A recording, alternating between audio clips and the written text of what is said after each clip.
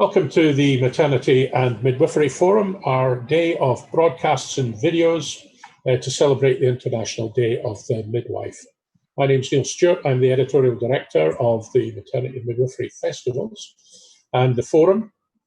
Earlier today we heard from Roy Lilly, we've heard from Mary Renfrew, Leslie Page, Sue Down, and we had a guest appearance by Jess Phillips talking about the issue of domestic violence and describing midwives as possibly the silver bullet that might help reduce it, if we're not abolish it. We've seen videos from Jackie Dunkley-Bent, and we've speakers and participants from Brazil, Peru, Canada, Greece, Australia, Spain, the Philippines. People are watching all around the country, Ireland, all around the world rather, Ireland, Ghana, and Uganda. So talking about people who've been all around the world, our next guest is Dianne Garland, who is a midwifery consultant and also an author. Dianne really kicked off her work in 1983 when she qualified at Queen Charlotte's Hospital, London. She spent over 40 years in the NHS, but in 2005 set up her own operation, Midwife Expert, where she's explored midwifery with a global perspective, focusing on practice, innovation, development. But in particular, she's well known for her work on water birth.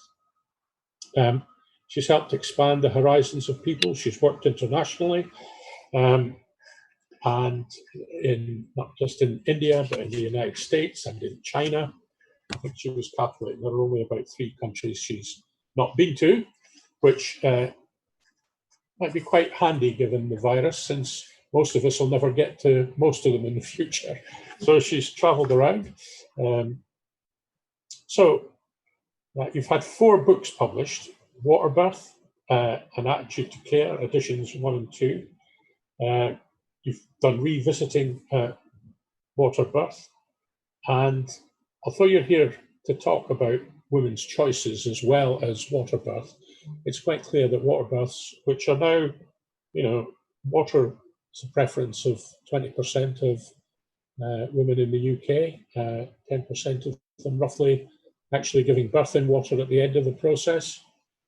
So, Dan, over to you for your reflections at this time on how women's choices are being maintained and your expertise on waterbirth.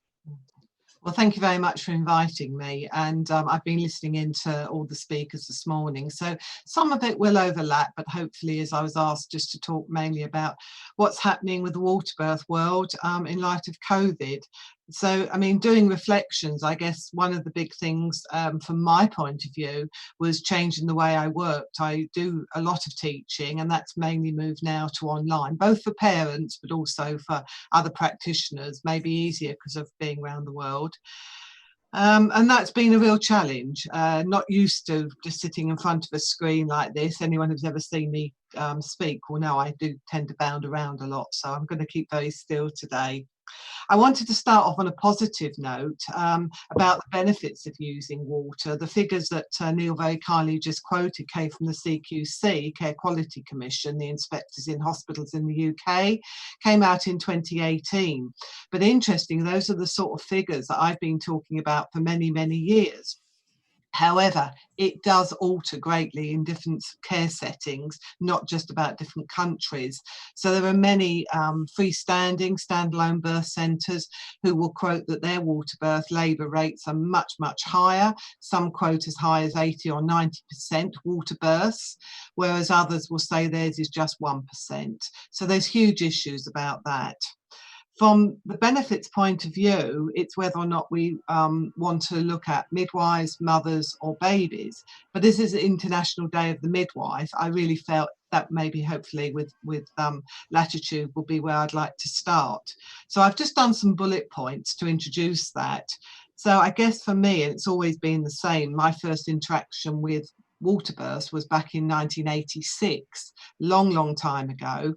And it was always about how could we promote something that was relatively new. I was interested to hear Sue Down's description of people who are leaders, and I sadly was always called a maverick and was quite proud, and I'm still very proud of being. What I add to that now is being a safe maverick. And that's why I write very profusely about using water. I do research, I interact with so many different people. But I guess our starting point as midwives has always been about promoting physiological labour and birth. Sometimes people will call it normal, but I prefer the word physiological labour and birth. And when we talk about benefits for mother, maybe that will make more sense. It also helps us utilise all of our skills and knowledge that we have about physiological labour and birth. But I guess paramount for me has always been about looking about what the word midwife means, and it means with woman. And to me, using water was a very, very special way of being able to do that. From the mother's point of view, it certainly helps increase physiological labour and birth. There's plenty of research out there about that. There is no documented evidence that it increases the amount of tears that women have compared to land birth. That's very important. Again, this morning I was listening to the talk about how many women have stress incontinence after pregnancy and birth. And that is obviously a really important thing for us, not just in the UK, but of course worldwide. It does reduce obstetric interventions, all by the nature of being in a quiet, calm environment. So some of the interventions that some of the speakers have spoken about will by default be reduced because it would not be appropriate, safe, or sensible to do some of those interventions in the water. And it certainly reduces the use of epidurals and narcotic analgesia. What about for the baby? Well, it certainly promotes optimal cord clamping, and there's an awful lot out there about, some people call it delayed cord clamping, but I prefer the positivity of the word optimal cord clamping. It improves skin to skin. That doesn't mean that all women have to be or want to be completely naked in the pool. And there's lots of examples of that, both on the internet, but with photographs that I have. It does increase breastfeeding rates, again, almost by default, and it certainly doesn't appear to interfere with the baby's microbiome, the new science that's coming out about the baby's immunity. So those were just sort of my bullet points that I wanted to start with. From what's happening at the moment, sorry, Neil, did you want to ask something? No, I was just going to say reflections on what's happening in the service, how things have changed from the get-go day when the lockdown came to what you're beginning to see happen as people begin to look to the medium-term and long-term future. Yeah, well, I think when COVID first started to hit, the press, there was lots of concern about what happens for women who choose to have water, linked in sometimes with home births as well, but not always.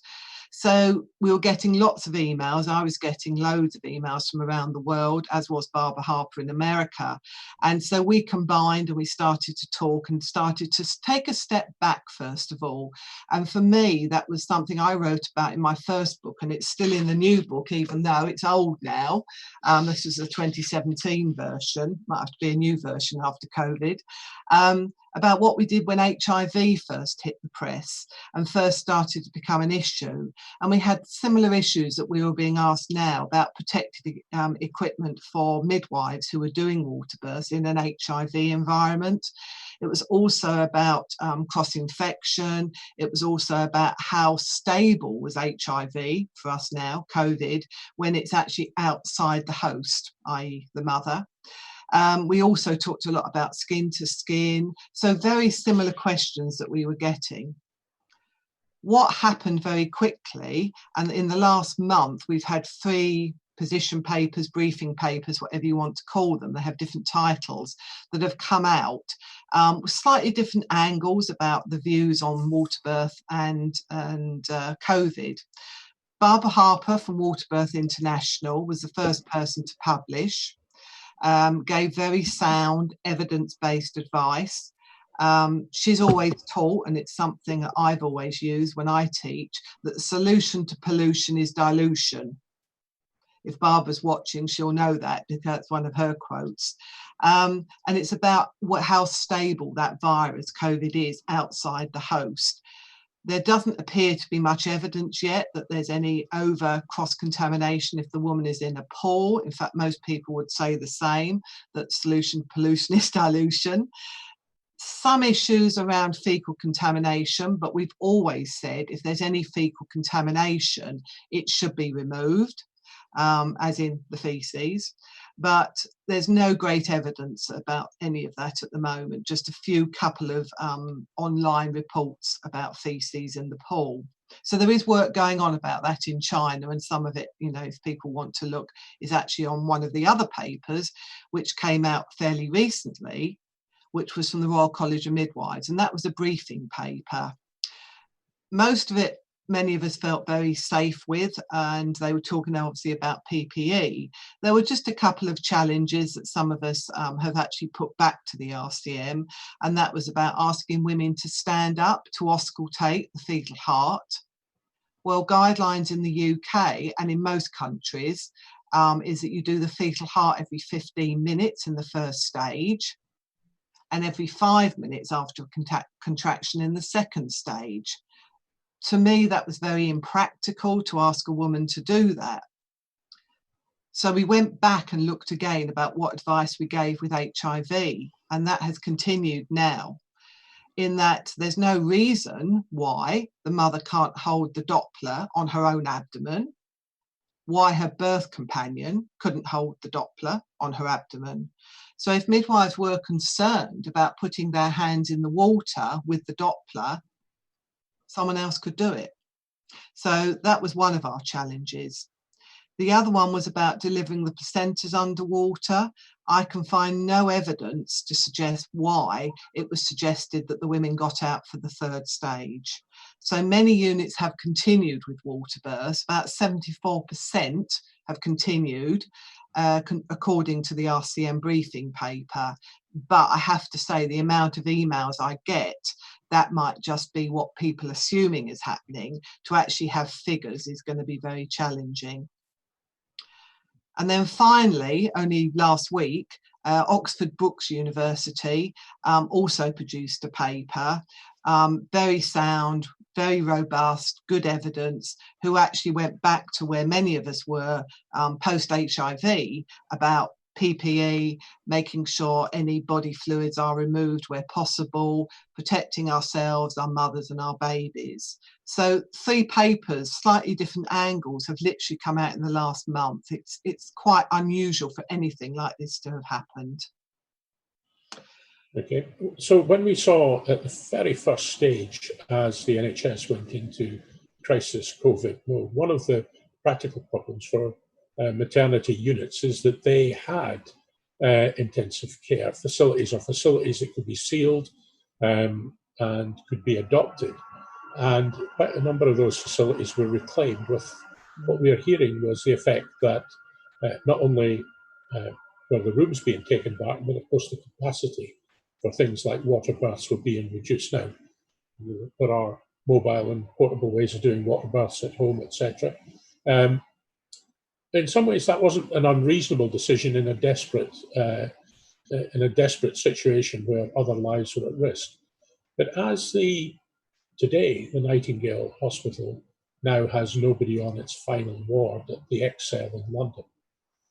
But individual hospitals will be looking at how they, if you like, reclaim their whole maternity unit. What are you hearing about what's happening in that sort of management of the facilities around the country, opening up the possibilities again? I think one of the big issues has been that obviously water births, as you rightly said, can be done in different facilities. So home birth services in many areas were suspended, and that was talked about this morning. I've had lots of emails from women very concerned that their home birth, let alone their water birth, has been cancelled. So I've been trying to guide women through some of the issues around free birthing and directing them to companies who've got portable pools with a one-off use specific liner for that pool. So that's one thing I've been trying to help women with, although home births in many areas, as we heard this morning, are starting to be reinstated. Birth centres have varied greatly around the country. Some have seen it as actually a very safe environment and therefore have maintained all their services, not just water births, complementary therapies, lots of other issues as well. Perhaps teaching partners, once the oils have been made for external use outside of the pool, that we've been teaching partners how to do that massage, because it is obviously very direct care, literally hands-on. So birth centres are certainly moving forward. There were a few that did close, but that was more on a practical level, physically, their location, whereas most now have reopened and certainly are now going back to doing their water births, hopefully with appropriate advice and guidance. Hospitals have always been a challenge. Birth pools in hospitals have always had the competition of capacity on any busy labour ward. And that's gradually working through that's what we need to try and reinstate. But all through the practices we've had, certainly in the UK, I would say the highest percentage of water births, water labours, have always occurred in a freestanding birth centre, dedicated rooms for midwifery-led care, or at home. Now, earlier this year, you and I were in Ireland, where in practice, water births were suspended by the minister after an episode which is still being argued over. Yes. And there are people there doing work to demonstrate that water births are safe. But literally a country divided in half by lots of other issues. But one of the issues, obviously, is that you can get water births in the north, but in the south, it's in the Republic. It's where do you think they've got to on that debate? From the people you've been speaking to, it does seem to be moving, although again, the virus will probably put a stop on most things being paused at the moment. Yeah, I mean, there are some leading lights in Ireland who are doing a lot of work, and there's certainly been waiting for a research paper to come out from Dublin.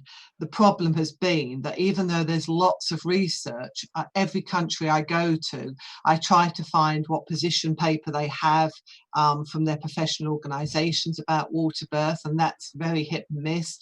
But also, everyone always wants homegrown research, but someone has to start that research, and I've been saying that in Ireland for many years. I've been to Ireland lots of times before they started this paper, and before, sadly, that baby who did pass away, which is what happened in Ireland.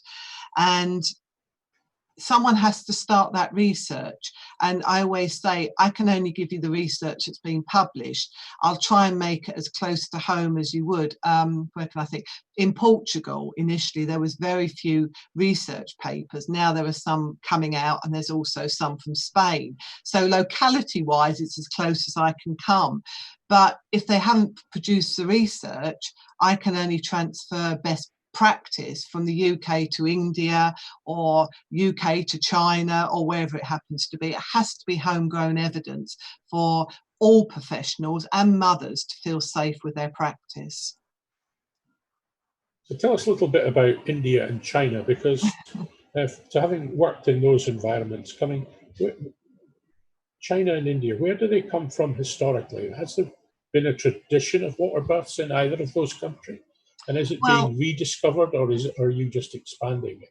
Yeah, I think the history of water birth is really difficult. I can remember Sheila Kitzinger, sadly, before, of course, she passed away, wrote a paper saying, does it really matter if we think the Chumash Indians or the Maoris in New Zealand did water births historically, or that the Egyptian priestesses were, delivered by water? I think it is an interest, but how do you show that that is a true reflection of what happened historically?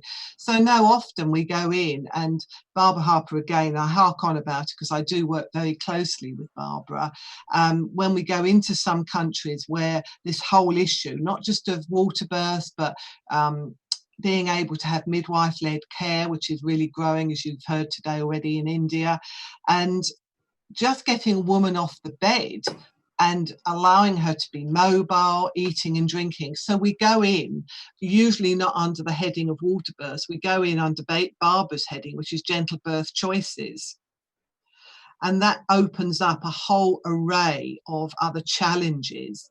The dynamics often in countries between obstetricians and midwives, the issue of, sadly, where we go, others do eventually follow. And that's also the negativity of stopping women eating and drinking in labour.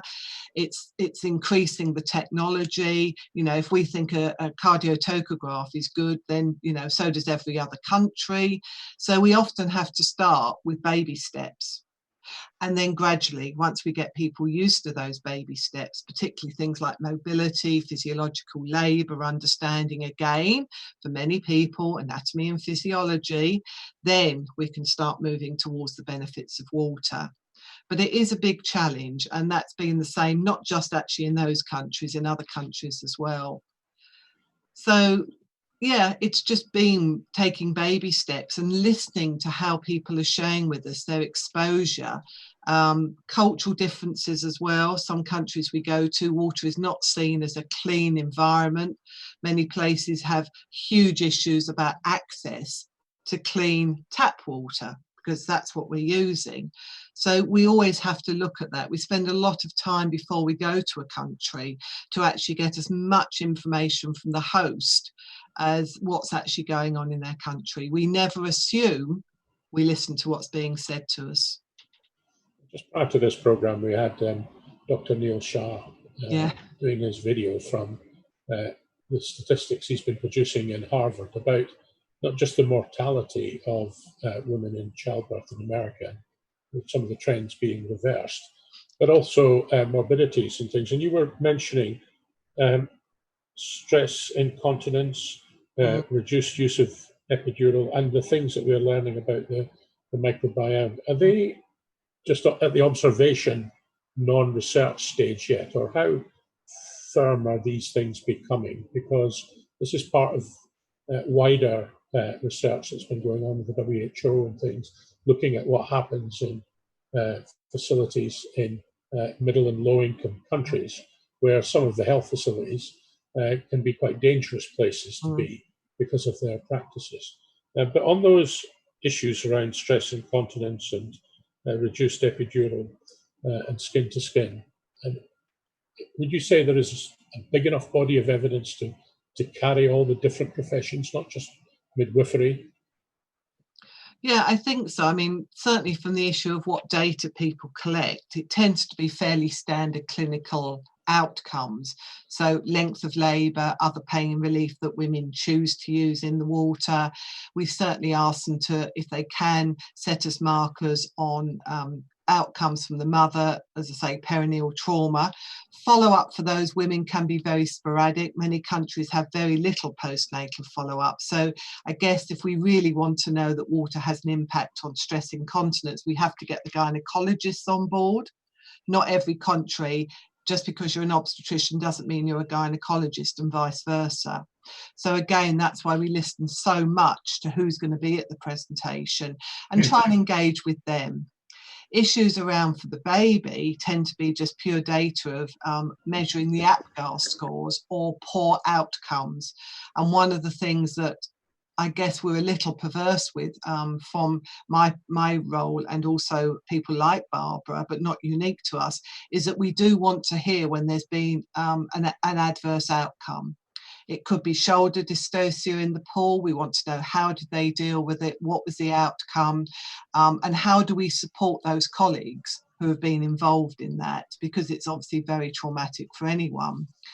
From the point of view of things like the microbiome, there has been a lot of work done in the US and in Canada, and we interact a lot with the makers of the film about microbiome. And it's, everything, to be fair, at the moment, a lot of this is on hold for obvious reasons. But if you look at women's birth stories, if you look at midwives' stories, their enthusiasm about what water can do for women, babies, partners, and please don't forget birth companions, is absolutely vital to creating that family. So we spend a lot of time trying to encourage people not just to collect pure clinical outcomes, but all the other, the qualitative part of research, not just the quantitative. Okay, well, Dan, that's been absolutely fascinating. So thank you very much. This will be posted further on the internet later on, and I know that you'll get some feedback. So Dianne Garland, consultant midwife, thank you. Thank you. And, thank you very much. Thank you. Now, we now move on to one of the topics which, without fail, at the maternity and midwifery festivals, fills the room. Group strep B is quite clearly the nightmare for many midwives, and there is great concern about it. And without any exception, every festival where we hold a presentation on, the room is absolutely packed. And we're going to take the next hour just to look at this issue. And to do that, we're starting off with some video highlights from Jane Plum, followed by a discussion with Jane Plum, who's the Chief Executive of Group Strep B, and Lindsay White, who will be able to tell you her own story, but who had a loss from Group Strep B. If you've just joined us, you're watching the Maternity and Midwifery Forum's day of presentations and videos to celebrate the International Day of the Midwife. My name's Neil Stewart. I'm the Editorial Director of the Maternity and Midwifery Forum, and these presentations are brought with the support of All for Maternity, the Rights of Midwife, and Matflix.